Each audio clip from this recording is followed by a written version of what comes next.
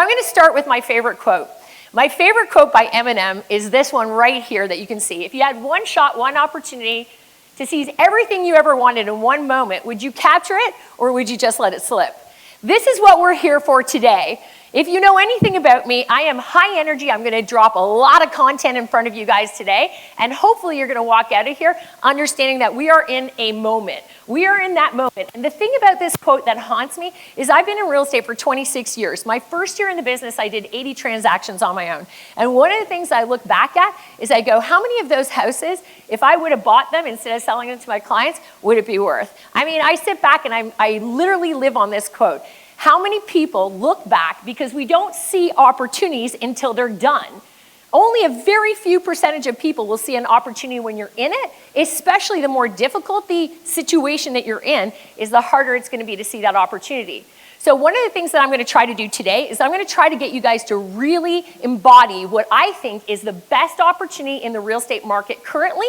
Absolutely the most important opportunity is the one we have today. And we are not going to let it slip. We're going to own the shit out of it. So, and if you don't like swearing, I'm going to warn you, I do it, okay? But before we get started, I want to thank Six and the Lending Tree for having me out today. Really amazing. I love that they do this. They're putting this event on just for you. When they reached out to me and said, hey, you're a person who always sees the market, and this is what I'm designed for. These moments, these markets, this is where I'm at. And they said, would you help us? And I'm like, count me in. It was a hard yes. So I love that you're all here today to learn and grow. So we're going to start off here. You heard a little bit about me in this great intro. A couple of things you may not have heard is I've been published in Forbes about 7 times. I've built the #1 real estate office in Canada and the United States for production. Nobody else has ever done that. When I was given that challenge, I said, let's do it. I flip-flopped the office, took it from 0, took it all the way to the top in production. That was super fun. Over 350 agents I've recruited, and I've built over 230 millionaires. A lot of people think I only like working with the top. I love taking people from 0 to $1 million. It is just an amazing feeling. And those are all Canadians, by the way. I work currently with, I know, right? Insane. So anyway, it takes about 2 years. If you're really looking at how fast you can become a millionaire in real estate, in Ontario especially, about 2 years from start to finish. The other thing that you're really looking at as well here is I currently work with the top 4 teams in the Treb Real Estate Board and represent the #1 team last year, where we worked really hard to do that. Those lights are super bright. Just letting you know, they're like right in my eyeballs. Anyway, but I'm also a badass. And when you hear my story, you're going to realize there is nothing that I don't believe we can all do. What is an Ironman? Let me tell you what an Ironman is. And I'm wearing shoes today because we're in the middle of Ironman training. It's coming to my town. I'm from Ottawa, and I'm originally from Quebec, but it's in Ottawa this year. So it's a full distance Ironman. So we're in the middle. We've got 4 months left of training, which means this is the hardest time for us to train. We're training 16 to 18 hours a week right now. We're up at about 4 o'clock in the morning, hammering out at least 2 to 3 hours of workouts. It is nonstop. So the idea of wearing 6-inch heels or even 4-inch heels right now is not a possibility in my world. So we're just gonna leave it at that. It would not be pretty. So anyway, what is an Ironman? It's 2.4 miles of swimming. Now, the swimming is in treacherous waters. So you've got guys and girls, everybody hammering on top of you. It is very aggressive. It is very violent, the swim, just so you know. As soon as you're done the swim, you go onto your bike, you transition right away, and you do 112 miles on your bike. Absolutely incredible to just switch in, and the bike courses are super tough. And you don't get a break, by the way. And then the final thing is, as soon as you're done 112 miles on the bike, and it's not a leisurely bike ride, I should let you know that. Okay, it's not like just going out there and having fun for 112 miles. You are hammering it hard. As soon as you're done the bike, you run a transition, put on your running shoes, away you go run a marathon. You have 16 hours to complete it, and the hardest thing about Ironmans is this, is that you're not allowed any music. So they torture you. So what happens is you have no external assistance and no music allowed. So what happens in that moment is every single thing about yourself that is negative, every reason why you want to quit runs through your head. Everything, every moment, every minute. You hear everything that you hate about yourself. You hear everything that you can't do it, you can quit, it's okay to do it. Kind of similar to what we hear in today's market, right? It's harder, it's more difficult, all of the above. Well, imagine that for 16 hours of physical work, telling you to quit, telling you that it's okay. Nobody would blame you. You know, you can post it on social media and be like, hey, I didn't finish it, it was really tough, and everybody would be fine, everybody would understand. But the thing is you hear it's 4 months away. So what am I doing now? We're upping our training. Quitting is a very hard thing to do when you put in a lot of work. So how do you get there? You become obsessed. Training for Ironmans is no different than the markets and no different to anything that you want. You need to become obsessed with the outcome. All right? That's where we're going to head today. Now, a lot of you heard a little bit at the very beginning. I'm not going to spend too much time on this. I think Toronto Real Estate Board at TREB conference, we're going to be diving into more of a mindset thing at TREB this year, and I'll go more into my personal story there. But some of you may or may not have heard. So I'm from an immigrant family from Poland, and we moved to Montreal, and then we transitioned over to Ottawa. This is a long time ago. I was sitting at the kitchen table with my mom. We were having it was that moment in time where you and your parents become friends. So you actually start to go, you know what, this is pretty cool. We're having like a teenage friendship conversation. It's really good. Well, here's the scoop. It was 4 hours after that moment that my world crashed, and I lost my entire family. So my mom passed away. My family was gone within 4 hours. And you know what? What ended up happening after that is I realized at that moment, first of all, it was the most devastating moment of my life. To 4 hours, that's the difference, is we think we have all this time. We think we have all these moments that we can go through with people that we love, and we think that things are really tough. You don't know what it's like. You don't know what it's like until you've gone through something like this, because it got worse. About just shortly after I buried my mom, I showed up at the house, and you know, we didn't have GoFundMes or anything like that back then, right? I know I look incredibly young, but we didn't have that at that point. So the point, you're not supposed to laugh at that. Like, you're not supposed to laugh at that. You're supposed to nod, exactly. So the point is that we didn't have all that stuff back then. But the reality is that I showed up at the house, and 2 police officers were there with a garbage bag. And they said, they looked mortified. Now, I'm still in massive trauma mode. This is really overwhelming. And we don't have anybody here. I'm sitting here just going, I don't even know what's going on. A total stranger inherited the house. I don't know what's going on. Everything is very, very new for me. The 2 police officers handed me a garbage bag and said, you have 15 minutes to pack your stuff. You don't actually live here anymore. So that was 15 minutes I had to pack. I took with me a little bit of my mom's stuff. I took a couple photo albums. That picture that you saw is probably one of the only ones that I actually have of my mom. And so I took that with me, and away I went. And you know what? That led to 1 year of being homeless. I lived on the streets. I slept on park benches. I slept wherever I could, actually. I showered at the YMCA.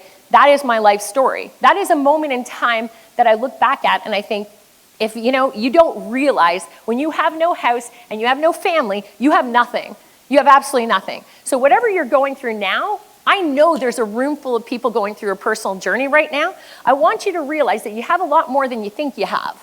Okay? If you have family and people that love you, you've got a lot. If you've got a house and a roof over your head, you have a lot. And whatever you have beyond that is really not relevant. You can change everything else. But I look at everything as an opportunity, and I don't expect people to feel sorry for me. That's not it, okay? I learned. But one of the things you take for granted is when you're homeless and you're put in a situation like that, you learn things. Like, I learned when McDonald's threw out food in the dumpsters, because that's where I went to get food. And you know what? That's what homeless is. So at the end of the day, I don't wish that upon anybody, but what that led to is I was showered at the YMCA, and this wonderful girl called Erin, who I'm still friends with today, she realized after a year, it took her a little long, but after a year, she offered me a place to stay. She says, you know what? You could benefit maybe from staying on my couch. And she's like, I have a tiny bachelor apartment. And I said, that would be amazing. I didn't even hesitate. When somebody offers, you do it. So I stayed on her couch, got me into social housing, and that changed my life. One moment, one kindness, one opportunity changed everything for me. And I am so grateful for her to do that. Now, here's the scoop. You carry that much trauma around with you, okay? You're going to have an impact. It's going to have an impact on you. So here's the impact it left me with, right over here. All right? I gained over 300 pounds. So this isn't 10 years ago. This is 6 years ago. So I was over 300 pounds. This is actually after losing about 30 pounds. That's my first triathlon I ever did in Muskoka. I lived on both sides of the fence. So I've lived as an athlete, a competitive athlete right now, and I've lived as a very overweight individual who was always last. I actually, about 6 hours after that picture, I drowned in Muskoka. So it wasn't a good finish, but I did drown there. But I've been called every name in the book. If you want to talk about how people treat you when you're that size, let me tell you something. I've been called every farm animal. I've been called any name. Anytime somebody wanted to hurt me, they insulted my weight, my physical appearance, all the above. See, we all go through stuff. It's just when you gain weight, it shows. Everybody else has stuff that they're hiding, and there's nothing to be ashamed of. I loved myself then just as much as I love myself now. I don't really care. But the reality is that people saw me very differently. So to get from triathlons into that side to the other side, 95 coaches that I interviewed to get me. I just woke up one day and was like, that's it. I got to change. Something inside of me said, let's go. And I looked at the hardest thing to do, and I said, and it showed Ironmans. Swim, bike, run. I'm like, I don't swim, I don't bike, I don't run. Sounds like the perfect friggin' fit for me. I'm like, let's do this shit. So I signed up for it, and I interviewed with 95 coaches on Zooms who looked at me, judged me for being 300 plus pounds, and the fact that I didn't have any experience. And guess what they said? You're out. They were like, no. 95 no's I got. 95 people didn't believe in me, but I believed in myself, and 5 other coaches believed in me. And those coaches, let me tell you something, they're amazing. And guess what? Those coaches produce an Ironman World Championship athlete. So I am not a former Ironman World Championship athlete. I am a current Ironman World Championship athlete. And I will tell you, thank you very much. And I will tell you, I have something inside of my head that clicks in where it's just like, you go in and you seize that friggin' opportunity when you get it. And if you're obsessed with the outcome, this is proof that it doesn't matter where you come from, doesn't matter what you do, you can accomplish anything. How you see things and how obsessed you become with getting there is important. Now let's just, for purpose's sake, don't be obsessed in a relationship. That's super unhealthy. Okay, so we wanted to say, don't be that person. I just want to have that as a disclaimer. But the truth is that this is going to be a journey to see things differently today. So I'm going to try to hammer through as much stuff as I can. Good times create weak people. This is one of my favorite slides, okay? We have been in a good market forever, okay? And what did that do? I'm a coach, guys. I will tell you, there's other coaches in the room. We can tell you, when the market's hot, it ain't that hard to succeed. I'm gonna be honest with you. But what that does is the weakness is you don't build skills. You don't build skills in an easy, great, lucrative market. That's why what you're seeing now is some of the coaches who have been in the industry for a very long time. That's why you're seeing them rise to the top right now. They've been there, done that. This is old house to them. We've been through several markets like this. We know that the last 13 years has been very good. So what does that do? Has created some weaknesses in your skills. Weak people create bad times. If you're gonna look today and you're not gonna retain anything that I'm telling you, that's a weakness that you have, and you're gonna create bad times for yourself. See the opportunities today, watch for them, listen to what we talk about, and dive into it. Bad times create strong people. We went through that in COVID. We are literally, I think it was Tim Hudak said it, and I'm telling you, we literally as realtors are the #1 people in the communities. We give back more than anybody else. We're involved in communities, we care, we're compassionate, but we also weren't first responders, and we had to get through all of the COVID stuff, which was really challenging. I mean, imagine that. We're not first responders, we didn't sign up for that, but yet we still had to go show houses, we still had to earn income, and we could have lost it all. That moment created strong people. That's what we have in this room. Strong people will create good times. That's what we're doing today. We're gonna become strong as F today. That's what we're looking at. So let's take a look at the next one. There we go. This is one of my favorites too. This is what we call the comfort zone. You've seen this 100 times, I'm sure. So I'm gonna Cole's Notes version it. If you wanna know if you're in the comfort zone, everybody starts here. Everybody does. Every moment, every journey, everything that you do starts at the beginning of the comfort zone, and you end up on the other side of it. So if you're trying something new, you're gonna start in the comfort zone. You always do. How do you know if you're there in your business? Super easy. As a coach, I ask one question. If you imagine yourself of being up here, and your business is here right now, but you know you can be up here and you really want to, and every year you start off going, I wanna be up here, and you end up here, but you're not in any pain, right? You're here, and you're like, but I'm still making income. I can still afford things. Like, I'm not in pain, and it's stopping you from getting here. That is your comfort zone, and the comfort zone is a waste of your life. Do not live there. It is the worst place to live. It's comfortable. You can stay there for a little bit, but kick yourself out of it. Get out of it. It's useless. It serves no purpose. If you haven't heard one thing that I said at the beginning, look, life changes at an instant. Why waste the one that you have? If you see yourself somewhere else, get there, look, and say it's not going to be easy, but you think it was easy being 300 plus pounds, sitting on a bike, becoming an Ironman World Championship athlete? No, I didn't wake up at 4 o'clock in the morning every morning going, I can't wait to work out today while everybody else is sleeping. So much fun, love it. No, if you want something, you gotta go get it, but you gotta get out of your comfort zone. The fear zone is where most of you are stuck right now. That's where you're gonna hear excuses. The market's not good, or the forecast is really bad, the tariffs, the recession. Oh my gosh, nobody's buying houses, the condo market's crashing. No. Lack of self-confidence, that's what's happening here. Get out of that. But the most important one I'm going to tell you, don't be affected by other people's opinions. Just because somebody else isn't selling listings or somebody else is having a bad year, you need to make sure that you take that out of the equation as you move through this. Get over your fears and jump into the learning zone. The learning zone, the only key point I'm going to make in that one, the learning zone will have problems. You're going to have shit fall apart. That means you're succeeding. If you don't have things failing and falling apart, you are not succeeding. That is simple as that. You need to grow, and growth means it's going to be messy. You're going to hire an assistant. They're going to maybe be the wrong one. They're going to get out of the industry. You're going to have a buyer agent. You're going to have somebody take your stuff. You're going to be all over the place. Shit happens. It's messy. That's what the comfort zone's all about. You know, it's funny because I was expanding our company. So a lot of people say, how come I haven't heard of you as much as some of the others? I worked for a company. I built a $50 million coaching company for somebody else. And you know what? I had a 5-year embargo on competing, talking, non-soliciting, everything. And you know what I did? I could have broken it, but I chose to honor it. And I was like, not going to happen. I'm going to honor this, and I'm going to do it. So now the gates are off. The floodgates are open. And so as I created all this content and stuff, I actually had somebody in my company take a lot of it last year. I didn't know this was happening. But you know what? I could have given up.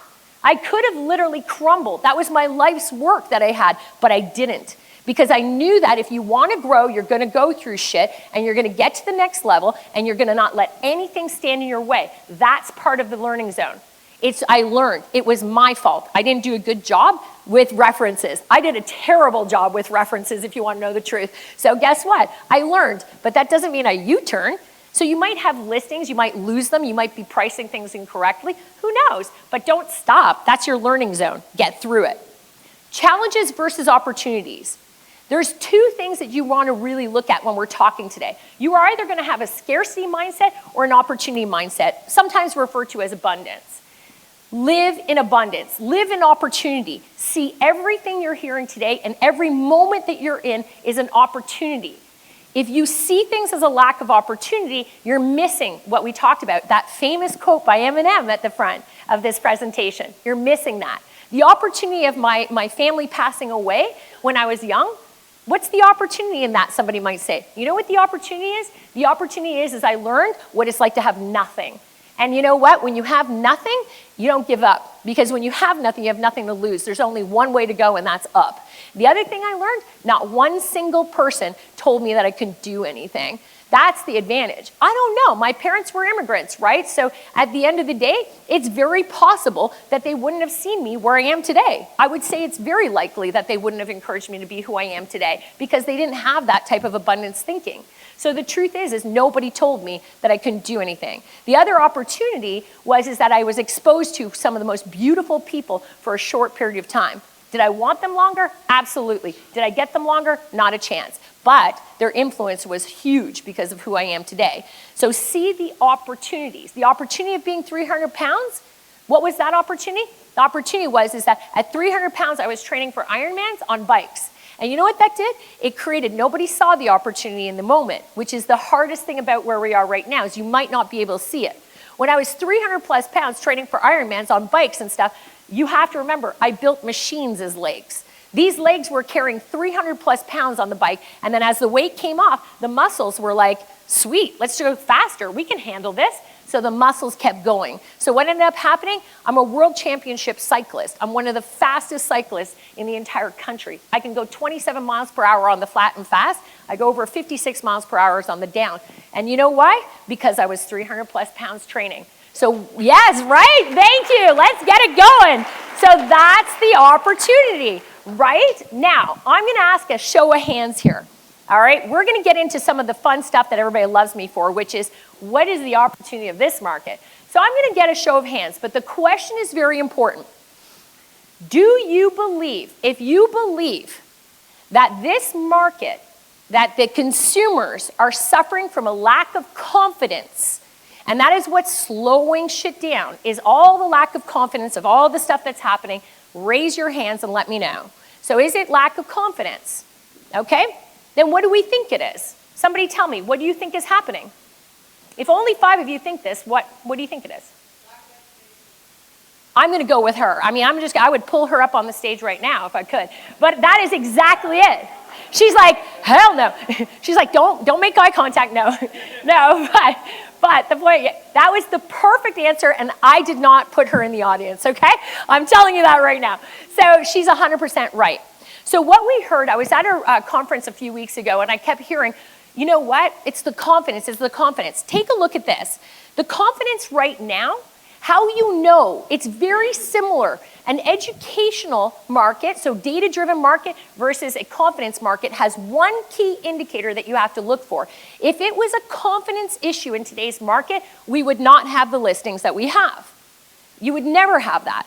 In a confidence-driven market, okay, when consumers are worried about confidence and they don't feel confident, they do not list their houses. Okay, we saw that during COVID for a significant period of time. Confidence is very different. What we have right now is called a confusion market. The consumer is blown away by the confusion. How do we know? We have over 800 coaching clients. We're very confident that, you know what? It's confusion.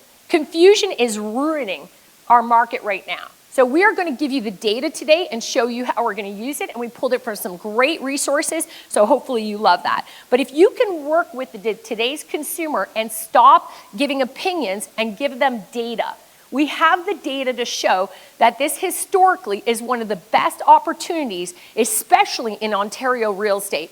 And if we don't educate the consumers right now, we are in a position where we could be losing a lot of business because we're letting the media and opinions control it. And I'm all about opportunity. Take a look at some of these quotes up here. So these are just some of the things. Now, I'm not trying to be insulting to anybody on here, but I want to kind of show you, if you're today's consumer, on the left-hand side, you're seeing housing market decreased by 4%. On the right-hand side, housing down by 17%.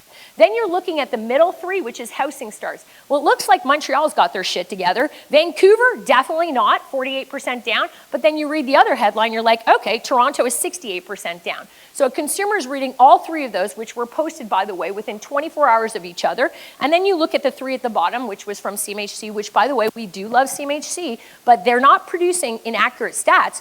You have to think of the stats that they're seeing. In 3 different stats, they're saying biggest decline in 3 years, then housing starts rise 3%, and then you're seeing Canadian houses starts fall 13%. That is like confusing shit, right? That is just a snapshot. And if you're seeing that every day, there's 10,000 posts like this every single day that the consumer's seeing. 10,000 of these. So you can imagine how much framing the brain sees.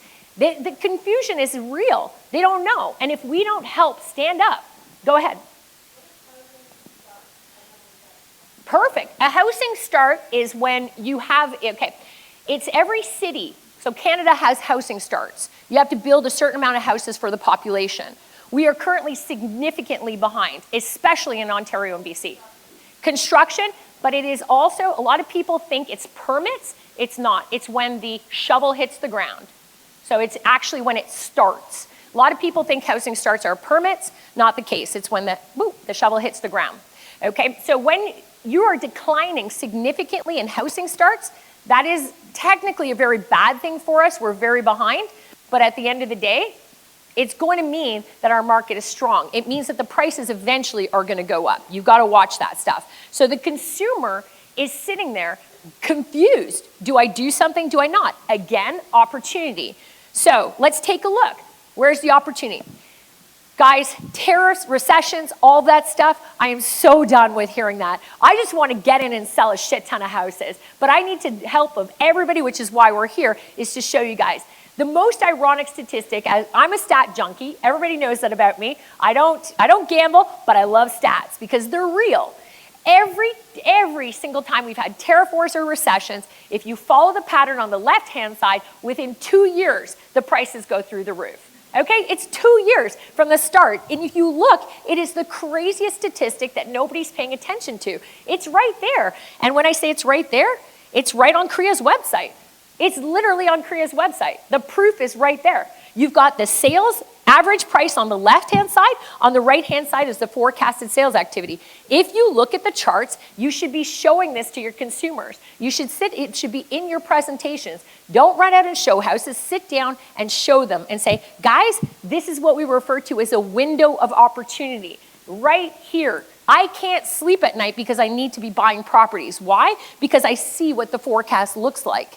If the Canadian Real Estate Association is wrong, historically they haven't been, okay? The charts are right there. But if they're wrong, it does take the pressure off me because I can just blame them. I can be like, well, that's Korea, it's not my fault. No, I'm kidding. But at the end of the day, take a look at the prices. It's right here. So download these, put them in your presentations and sit with the consumer. You can see the pattern. Every time a recession and tariff hits, boom, prices go down a bit. Sales get marginally impacted, so what we're going through is normal. What isn't normal? This is the key. There's one element that is happening right now that's never happened in the history of real estate on these charts. It's the one thing. All of these time frames, we've never had good interest rates. In the first one on this document, it was over 15% interest rates. Okay, on the second one, guess what? We had, I think it was 5.9, and then on the third it was 8%. We can get a 5-year insured fix right now under 4%. I don't know. I mean, this is what I would call a hell of an opportunity. So show these to your clients. Take a look at this. Here's the next thing that we're coaching on. Look at the pricing headlines. I would be so worried, especially with what happened in 2022. I would be terrified to buy a house in this market. I would literally be like, what does this mean? What's going on? So these headlines are sensationalized. Okay, I can pull any stat and make it look like housing prices are the most dangerous thing in the industry right now. And that's what the headlines have done. So if we don't combat that and you don't have the data to support it and we're not talking about it, and instead we're showing things on our own social media that look like the prices are collapsing, then I'm going to prove you wrong right now. Here it is right here. Thanks to KW Research for these ones. Absolutely incredible work. So here's the thing. What you have here is a brilliant slide. Okay, this is a pricing slide. Now, what it shows is in Canada and the United States, housing prices have a benchmark of growth every year. It's the same in Canada as it is in the United States, 4% per year. That blue line in the middle, it's an aqua blue that's curving upwards. You can see it in this chart. So everybody who's complaining about prices, I'm a little confused. We are overperforming, especially in Ontario. Yes, we had a 33% during COVID, we had a 33% increase in pricing. Absolutely, and we've adjusted down and we're only 19%, but we're way above the curve. Like when I say way above, take a look, and that's marginal. Ontario specific, it's even higher above that curve. We haven't, since 2004, 2006, when immigration really started to pick up in our country, we ended up going way higher. And that's when the prices, we will probably never go below the expectations. So we are performing, prices are not terrible. They're actually really good. And the performance of that curve is going to continue to go up because housing starts are not there. So we're going to run into that. So if you're combating pricing, take a look. Inventory. This is one of my favorites. Gosh, I love this. When you're sitting there talking to consumers, and yes, are these in presentations? They should be. Okay, here's the opportunity of this slide. All right, this is amazing. I want you to take a look. The buyer's market is the blue line. So you see that dotted blue line. That's a buyer's market. Anytime that you have a certain percentage, usually it's hovering around 40%, anything below that is a buyer's market. Anything above 60% moving, that's listings moving, is going to become a seller's market. Some people look at supply and demand and inventory, they go, well, you know what, days on market, things like that. That's not what we look at because this isn't emotional. People are forgetting that the market is driven by emotions. So I'm going to ask you guys to look at the slide. How many times in 35 years is it below the blue line? It's not a trick question. I'm not moving until you answer. 2? There's like a third one squeezing in there, right? Like, it's okay. It's just like on the cusp of it, right? So we're looking at 2 to 3 times. In the history for 35 years in Canadian real estate, we have only been in a buyer's market, depending on where you see that line, 2 to 3 times. We'll round it up to 3 times because it sounds a little better, but 3 times in 35 years. Yet nobody's talking about that. So 3 times in 35 years, each of those times that we were in a buyer's market before, the interest rates were, as I said, 15%, 5.9%, and 8%. 3 big interest rates, in my opinion. We have excellent interest rates. We have the inventory. And you know what? This is a buyer's market right now for a very small period of time. Some neighborhoods are not. And those are usually the ones that are typically hot. And you can say, well, you know what? And we can't say buyer's market or seller's market because sometimes we price listings under and they're getting multiple offers. That's why the data has to show the overall picture of listings selling. If it's 40% or less are selling, you're in a buyer's market, okay? You're in a window of opportunity. If you're not screaming from the rooftop, showing consumers this, it's important. Now, somebody might say, well, if somebody's selling a house, how is that good for them? Well, first of all, if they're buying a house, it's good for them, and they're selling a house. But if they're a baby boomer selling, they probably have grandchildren or children, so why don't you encourage them and say, hey guys, I've got a great idea. Why don't you sell, pick up 2 investment properties, because the way these charts are showing, 10 years from now, you're not gonna have any way to get them into houses. Teach them different ways to utilize the profits of their house to get into what I feel is a rare opportunity. If you see this as a terrible market, you're seeing it as a very, very different perspective than I see it. Our coaching clients right now exceeded every single one of them but 3%. 3% did not. We're gonna talk to them later. But anyway, Q1, all of them exceeded their goals. Why? Because they're focused more on stuff like this. If you can educate your clients, you will get to where you need to get to. Now, let's look at inflation. Inflation has never been a straight line. Okay, this is the ideal line, is the purple one in the middle. Just like my weight went up, that's what I say is that blip. Okay, it's that blip. I'm like, that's exactly what happened. So it blipped upwards. So the reality is this something I should be worried about? We're so obsessed with these numbers that really have zero relevance of whether I'm going to succeed in real estate or not. The inflation charts you should show a consumer. If they come back, I mean, consumers are hanging off the edge of their seats. How many social media posts come up every time that there's a rate change or inflation or anything like that, and they're posting it everywhere as if we should be, dramatically impacted by 0.3%. It's never been a straight line. Why are we worried about it? It's never been a straight line. The impact that tariffs or bond markets, there's positivity in the bond market. It impacts and it'll bring our rates down. I coach Americans too. Let me tell you something. You do not want to be trading in the United States right now. It is a very different market than it is here. Right now, they're looking at us going, I don't understand. You have houses, you have low interest rates, what's the problem? And I'm like, it's the media. We're not showing our consumers everything that they need to. You need to grasp the data today, guys. You need to get jacked up about this shit. And you need to sit down with your consumers and say, this is a window. If you look back with your consumers and they're scared right now or they don't understand, take the time to learn the stats, take the time to do the research, everything is out there.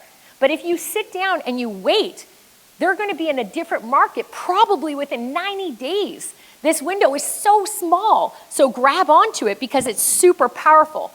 I did a few scripts up for you guys, very easy scripts that we're just gonna roll on here. This is just one for somebody who says it's a buyer's, I'm a buyer, I'm a little scared. Just say, I understand that the market might seem uncertain, but the best deals always happen when others are hesitating. You've heard this before by Warren Buffett, right? When others are scared, you jump into it, right? So others aren't hesitating. With rates starting to decline and more homes available, you have the power to negotiate better prices and terms right now, something that is gonna disappear eventually, in my opinion, within 90 days. I really, truly believe that we don't have a huge window here because if we all start talking about the opportunities, then what's gonna happen? We're going to see the market move more. It's very simple. We cannot, in this industry, I am so passionate about real estate, it's ridiculous. And in our industry, if we don't stand up and start showing the amazing shit that's going on and believe in yourself that this is a great market, then you too are being impacted by this as well. There's no reason this can't be your best year ever. You just have to focus on what matters and become obsessed with data. It's very important. Next one is for sellers. I completely understand your concerns, but let me show you the data. Homes are still selling, demand is climbing back, best move is to price competitively, market your house aggressively, and take advantage of the buyers who are entering the market. Now here's the scoop. The number one thing research showed right now is that, and you're not gonna see it on the slide, the number one thing sellers are concerned about today, number one thing, they just want you to show them that you have a marketing plan to attract buyers. That's it. That is, statistically, the stat was ran about 30 days ago, and it's a landslide. They want to see how you're gonna market buyers. They don't care about the virtual tours. They're not really concerned too much about the staging anymore. What they're concerned about for a listing is how are you gonna market buyers. Be cautionary. I don't have an issue. I know a lot of people price really low and then they try to get multiple offers. You have to really be careful sometimes. You know, those listings are staying on the market a little longer. All right, so here's a couple of objections that we covered here. What if prices drop after I buy? Well, markets fluctuate, but over 10 years, which is statistical, show them the stats.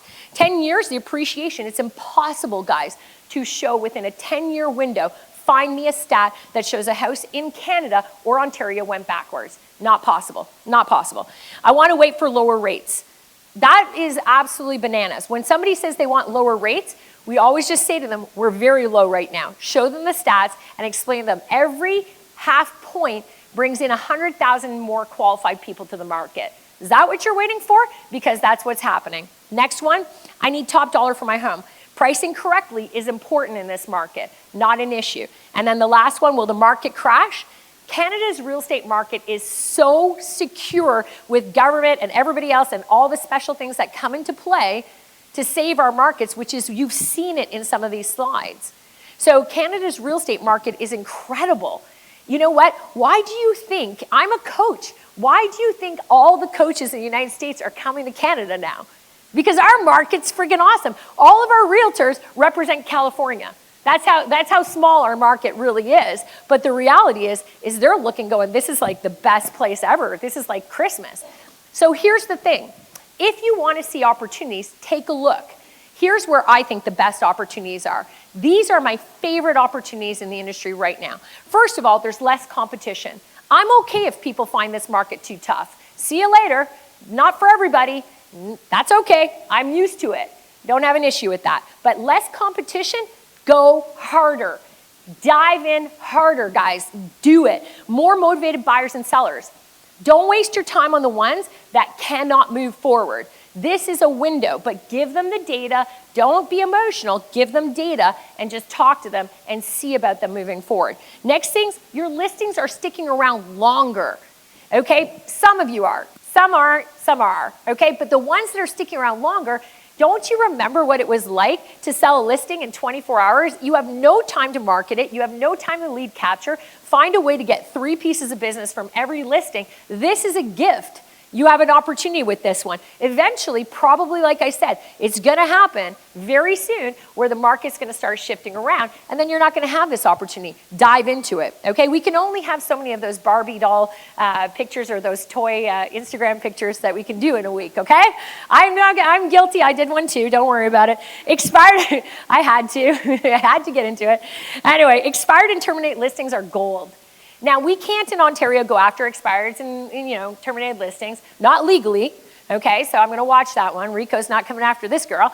So here's the thing. You can't go after canceling expired withdrawals, but what you can do, you can market the shit out of your social media to be the person that says, I will give you a second opinion of value. I will be here for your second opinion. House didn't sell, there is nothing wrong with marketing yourself to that audience. If 40% of listings are selling, you have this window that is huge. So don't spend your time doing other stuff. Spend your time showing people that you're there for a second opinion of value. Create deals and structures and creative deals and structures. Open houses, unreal. You guys know me, I'm the open house queen. I literally, if you're not making $400K a year on open houses, then you need to come, we're launching it soon. But I'm telling you, our open house training is insane, okay? And you can easily do that. Builders and investors need you more than ever. Watch for that. That is critical. Start building those relationships with them now. They need you. When they're fat and fed, they don't need us. So they're not right now. Go after them. Have a strategy. AI and social media free tools, incredible. If you're not playing in that field, You got to be really careful. And this market is what legends are built with. They are truly built. These are the moments where the best of the best show up, they put on their gear, and they go, it's tough.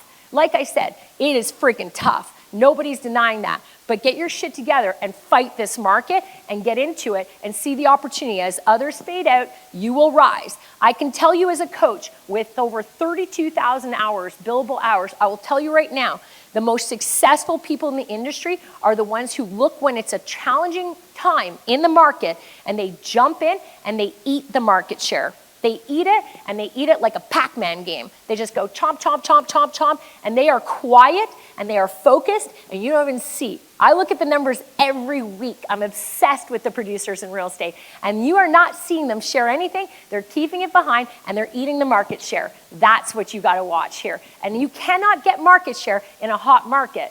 So when this moment's over, that is your M&M moment. Okay, that is it. So now here's the final part that I'm going to share with you guys. A lot of people ask me, they say, you know what, how do top producers structure themselves? How do we put all this together? This is what they don't talk about. There's a great system called EOS that talks about big rocks and how to put them together. This jar is an analogy right now, or a little picture of it, and you can see most of the best producers in the industry take 3 to 7 big rocks for the year. Don't get distracted by fuzzy stuff flying everywhere. I need you to really think about this. Put 3 to 7 big goals for the year. Nothing else. Okay, a lot of distractions will come across. Oh, maybe I should buy internet leads. Maybe I should do this. Maybe I should become a niche market. Don't do it. Get into a zone and say 3 to 5 big rocks, 7 at the most. Then what I want you to do is take a look at them every 90 days. How we plan this out is like this. With our coaching clients, we like 90-day rocks. You have your 3 to 7 big goals for the year. Okay, in this example, they want listing domination. In the second portion, after listing domination, they want 750,000 GCI, and then their third big rock is to increase the database substantially. These are 3 of their 7 big rocks for this team. And you can see right here, we break them down into 90-day measurables. For the listing domination, how do you dominate? Come up with anywhere from 7 to 12 milestones over 90 days that is going to guarantee that you have a listing domination. How are you going to do the 750? You must hit 3 transactions a month. How are you going to do that? What are your 10 to 12 milestones that you're committed to doing? You have to look at that, and then we do accountability meetings and rhythm every week. You need to look at your goals every week. If you don't think, one of the number 1 team in Treb, that's how they found me, by the way. That's exactly how they found me. They had on their big rocks, they wanted to get to number 1. They knew they were entering into the hardest market, and the coach that they had wasn't going to work for them at the moment. So what did they do? They said, our big rock is to get to number 1 in Toronto Real Estate Board, hammer it down. Every company, everything, they wanted number 1 status. So what did they do? They put their big rocks together, and then underneath their big rock of becoming number 1 was a milestone. Find a coach that can work on hard markets. That was one of the milestones. That's how we hooked up. That's how we met each other. The rest is history. You have to be obsessed with your goals, but stop moving them around and visit them every week, look at the numbers and ask, am I committed or do I want the day off instead? Do I want that vacation in Mexico when I really haven't achieved my goals, or do I want this more? Do I want to sit there and live that, miss the biggest opportunity of the market, or do I want this more? You don't think I wanted to just sit on a couch and eat every day? That was a really awesome time period. I loved it. I had everything. I tried everything and everywhere. It was amazing. But the reality is that every single day I had to be obsessed with where I wanted to go. I didn't start off becoming and wanting to be an Ironman World Championship. I ended up, that was one of the big rocks I set after 2 years. And then I was like, let's do this shit. If you want to be obsessed, create rocks and visit them all the time. Our clients never, ever, ever get away with this shit. If you set your big rocks with us, they just did their 90-day big rocks. And you know what? I don't veer off of any of this. And when they start going into squirrel syndrome, we reel their asses back in. So here's the next thing. We're going to be doing a 1 rock challenge. Now, before I go into my last 2 slides, if you stop playing small and owned your actual power of what you think you can actually accomplish in life or this business, what's the one move you'd make in the next 90 days that would have everybody around you literally looking over going, damn, they're on fire, what just happened? Okay, you know what? Nobody's gonna do that with those toy Instagram pictures. Nobody's gonna do that, okay? They might like it, but you gotta look at this, and it's our one rock challenge. Here's what I'm gonna ask you to do with this before we finish up here. A one rock challenge, some of you might be going, 3 to 7 rocks is too much. That's too much. So we're gonna hold you accountable. I'm a badass, but I'm also a hell of a coach, and I've got a great team behind me. We're gonna tell you, that's my Instagram handle, to anybody who sends us the word rock in a direct message, okay? And you can do it anytime this week, but you cannot do it next week, okay? We're gonna shut it down because it's a big commitment from us. Anybody who sends us the word rock, we're gonna ask you back what your 90-day goal is. The one move has to be specific and it has to be measurable. If you want 10 listings, we're gonna hold you to it. We're gonna absolutely hold you to it. And what do you get? Here's what you're gonna get. We have never launched our open house, our one-day open house training. It's a multi-million-dollar training session. It's incredible. We've never brought it to the public. It's behind some of the top teams in the industry, and it's customized to blow you out of the water. We are going, and it's very expensive, just so you know. So what we're going to do, and I'll tell you something, we did it with a team, okay? So we did it with a team, and we put 40 people in the team, and we ran them through it. And guess what? Within a very short time period of 10 weeks, we brought in 800,000 more GCI. That's how damn good our open house training is.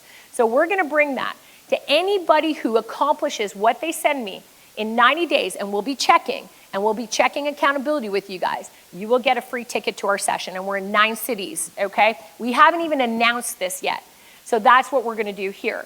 Now, you can look at opportunity on this, or you can look at it and say, well, scarcity tells me, what if I don't do it? Well, guess what? If you don't do it, what's the worst thing? Maybe you'll do half of it.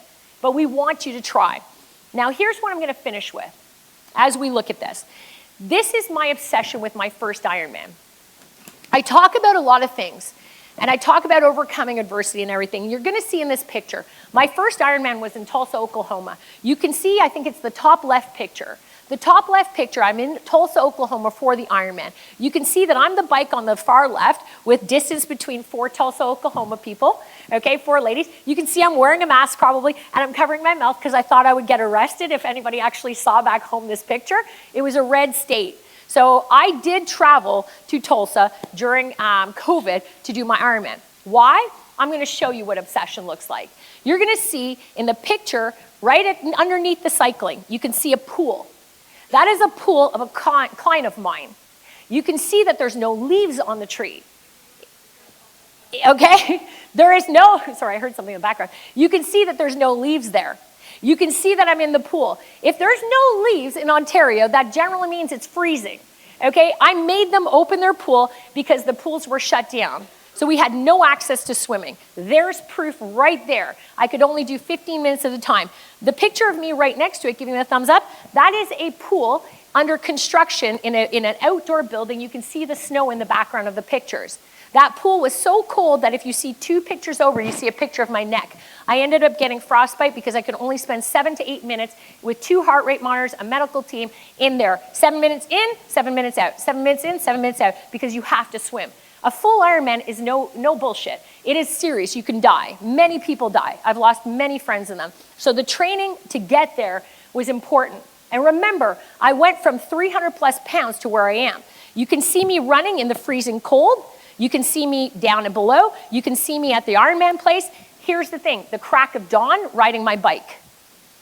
Being obsessed with something and where you want to go and believing in yourself is one of the biggest reasons I'm here today. It is the only reason why I like coaching, is because I like taking people and saying, you know what, where you want to go, you can get there, but you have to be obsessed in markets like this. If you go in it half in, you're not going to get there. This is the moment. When COVID hit, I had 2 choices. The middle picture is me with my bike traveling by myself. The upper picture with the signs, I rented a house all by myself. I couldn't have my friends or my family do my first Ironman. Now this is life-changing. The training was terrible, everything happened. Now I'm gonna explain to you one moment. This is the moment that I want to leave you guys with, that I want all of you chasing. It is critical that you understand this. When you're in a challenging time, in a challenging market, and you have one moment to capture everything that you wanted, this is what happened to me. I trained through COVID, I spent years losing the weight. I wanted my first Ironman, and I refused to say no. I said, I'm gonna get my ass there. I was terrified, I was scared, I was all by myself. You don't wanna be in that position ever, not for your first Ironman. You want the people that love you and support you there, and they're terrified, but we couldn't travel because of COVID. So I was allowed to go because I was taking a risk, and I was an athlete, so I wrote permission to go, and they let me go. Now, I'm a 2-time cancer survivor. I don't even talk about that, so I don't have all my vaccines. So for me, it was equally scary because I was like, if I don't die during the Ironman, there's a very good chance that this red state, which you can clearly see they didn't care, I'm gonna die there. So I'm like, either way, what am I doing? So the point is that I showed up there, scared to death, petrified. The years I put in to get there, I would not quit. I'm obsessed with finishing because if you don't become obsessed with it, you don't get the results you need. Now, in bike transition, I finished the bike ride. I did the swim, I made it through. I finished the bike ride, I made it through. I was laying down, it's my first Ironman. I'm putting on my running shoes. A guy comes around the corner, falls on me, hits me, and guess what? He punctured my stomach. So it's a heat wave. It's an absolute freaking heat wave there. So I'm literally going, oh my God, like I don't know what just happened, but it hurt so bad, it was ridiculous. But you're in adrenaline mode, you're like, go. So I'm running, and I stop at the first aid station, the pain is incredible. I couldn't drink. Every time I took a sip, it would throw right back up. I couldn't eat my gels, nothing. Now I gotta go run a marathon in the heat in an extreme sport. You cannot do that. So the medical team saw that I was throwing up, they saw what was happening, my stomach was swelling up, they asked to pull me off. If they touch you, if they even physically touch you, you're out. All that work, gone. Everybody back home is watching a virtual tracker because you can track Ironman athletes, okay? And so that's a lot of pressure. And I literally started throwing up on course, all the above. So there were moments on that course that I'm not gonna talk about. I was in the outhouses crying, I was doing all that kind of stuff. It was terrible. There was a moment close to the finish where you're allowed to pick up, halfway through-ish, I guess you could say, you're allowed to pick up a special needs bag. And in that special needs bag, you can have certain things to motivate you. You can have certain things. I had my Canada shirt, I had a Canada flag, I had a picture of my mom, I had a quote in there as well saying, don't you give up. You came this far, you cannot give up. And in my head, the pain was so bad that I was getting hallucinating. I couldn't do it. It was so hard, but I said, I gotta at least try. I have to try because if you're obsessed with something, you quit when it's quit time. You quit when there's no other options. So what was my option? My option was crawling. I was like, I'm gonna crawl. I'm gonna get down because the pain was less when I was bent over. I'm like, I'm gonna crawl. I don't care what the hell it takes, I'm getting to this finish line. Mike Riley calling you on the finish line saying you're an Ironman is the moment that you wait for in your Ironman career. So when I was crawling and I was sitting there, I was going, I'm doing it. And people are like, you got this, you got this. And I'm like, oh. I'm like, okay. I'm like, I got this. So here we are in Tulsa. Again, red state, very different. There's a bar area, a stretch of bars. And you have 6 rows deep on one side of the bars, 6 rows deep on the other side of the bars. So you are packed with people. It's nighttime at this point, okay?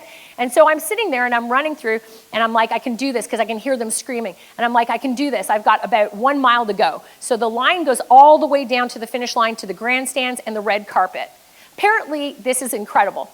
So somebody sees me. And remember, Canadians in travel was really not happening at this time. So I had my Canada flag, my Canada shirt, and they could tell I was in pain. Somebody stops and goes, is that a Canadian? That's a Canadian. And the whole place stops. And you can see everybody look, and you can see I'm beat, man. I am like, I can't do it. The pain is too much, and the medical team is right behind me. And so everybody says, maple syrup, poutine. And I'm like, okay, this is like, whatever. I'm like, whatever. I mean, I'm French Canadian. I'm so used to that. I'm like Pepsi, Joe Louis, like you name it, I got this shit. So anyway, so all of a sudden the crowds turn around. They're like, I think she's hurt. And I'm like, I can't even see it right now. I just know that I have enough time barely to make it. And the crowd starts cheering, go Canada, go. Go Canada, go. We're talking 1 mile, 12 rows, 6 and 6, literally screaming, go Canada, go. And what I notice about that moment, and the moment that I want you guys to leave here with and chase, and the moment it only happens when everything is against you. It only happens when you go through something that is so freaking powerful and you defy what other people didn't think you could do. Your dreams are your dreams. Not everybody has the same dreams. So it doesn't matter if it's 100,000 or 1 million or whatever you want to do. So go Canada, go is what they're screaming. And all of a sudden, something inside of me is like, I got this. I got this. And the strength of everybody around me was so moving and incredible that at that moment I was like, I have come this effing far. I've put in everything. I have been through so much in my life. I am not freaking quitting. I will never believe that I can't do something until I can't do it. And I know when that time is, and the time isn't now. So they're screaming out of their mouths. They're screaming, I'm feeling great. I'm like, I can do this. I'm like, huh. And then all of a sudden, Mike Riley walks out onto the red carpet, and he's like, and I had met him 2 days earlier, told him about my transformation of being over 300 pounds. He was watching me on the tracker. He's like, Marianne Gillespie, you don't quit. You don't ever quit. Get yourself here. He's like, get your ass down this line. We're going to call you out as an Ironman the minute you finish that line. And this is the moment that I wish all of you would have this year. Is I walked across there, and I remember I went over the finish line. This is what it looked like. You can see it in the bottom left-hand side there. And I remember something. It was right before that moment. And I'm not going to cry, but I'm going to try. I'm going to do this, okay? It's been very bad so far. But here's the thing with me crying on this, is my mom was everything to me. She was everything. And you know what? I went through so much. And you know what? I'm not privileged. Nothing has been given to me. I'm a female in a very male-dominant industry. I am also come from nothing. So you know what? When you eat out of a garbage dumpster and you bring your shit back up, and when you pour into agents and you do nothing but try to be the best that you can be every single day, I have done it all. I have defied every single odds. I have slept on couches. I have slept in cars, inside on park benches, you name it. I have done too much to stop. And when I went through that moment, I looked up, and there were two things. And I could have been hallucinating, but it doesn't matter. The point is that up on the left-hand side was my mom. And she was right there. And she was just looking down. And she's like, you got this. You got this. Because no matter what, you just need one person to believe in you. That's it. And she's like, go, go. And then I looked up on the right-hand side, and I saw the 300-plus-pound version of myself looking right at me, smiling. And that's the part, believe it or not, that I get most emotional about. Who you are today is who you are. Who you need to become, you have to let that person go sometimes. Sometimes what holds you back the most is the person that you're trying to let go of. And that 300-pound version looked at me, looked down, and said, Marianne, you know what? We did good. We did really good. I carried you through all this. And I love that 300-plus-pound version of myself. But I said, it's time to let go. We're never going to see each other again. And that version, I looked up at her, and I said, thank you. I gave her gratitude. I said, thank you for carrying me through some of the hardest things I've been through in my life. Thank you for teaching me different lessons that I learned. But more importantly, thank you for everything that we've accomplished together, because I have to let her go to become this new version of myself. And when you are where you are today in today's market, I want you to remember something. What you're possible and capable of is far greater than you can imagine. But let go of that version that's holding you back, because it did really good up until now. But this is a new game, a new time, a new opportunity, and seize the shit out of it, because that moment is worth everything this year. And I wish the best for you.